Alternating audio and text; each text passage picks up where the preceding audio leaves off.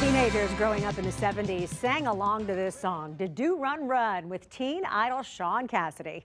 Others dreamed of singing and dancing with superstar David Cassidy and the Partridge Family Band, and harmonizing with their real-life mother, Shirley Jones. Well, younger brother Patrick Cassidy didn't have to dream.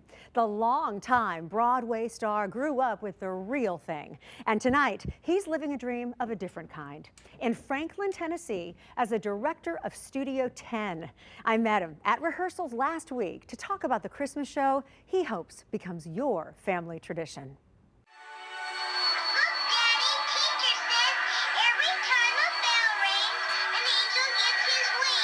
The lines of the Christmas classic, "It's a Wonderful Life," are as familiar as family.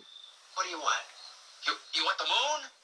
Just say the word and I'll throw a lasso around it and pull it down. Oh, gals, would you come out tonight? Come out tonight. But this version, at the Factory's Jameson Theater, How old are you anyway? 18. 18? Too young or too old? is uniquely Studio 10. It takes place in 1947 on Christmas Eve night in Franklin. It's a Wonderful Life, a live radio play, will mark Patrick Cassidy's directorial debut, a new role for this musical theater star. What do you believe Patrick Cassidy, your name, your family, brings to this theater? Hopefully it brings, maybe some credibility in the theater. I've had 40 years in the theater. The theater is everything to me. When one of his two sons, with wife Melissa Hurley, signed a record and publishing deal in Nashville, Cassidy started looking from California at local theaters. Studio 10 caught his eye. They had listed on their website interim artistic director, and I went, there's a job possibility. Calls, conversations, and house closings followed. Did you have a turning point, a specific moment where you said, green light, I'm meant to move to Tennessee? It was more my wife. Too many open doors. That's exactly right. And you couldn't ignore it? No.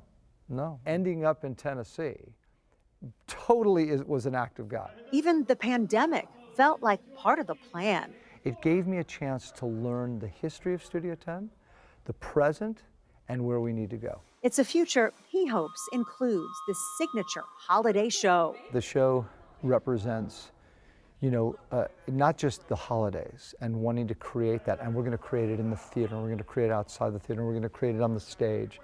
But the show also represents this thing of coming together again and coming back into a live space. This could be a transformative Christmas thanks to this production. Do you realize that? The idea is that this becomes our Nutcracker, as the ballet has. This becomes our Christmas Carol, that this becomes Studio 10's holiday show that people expect.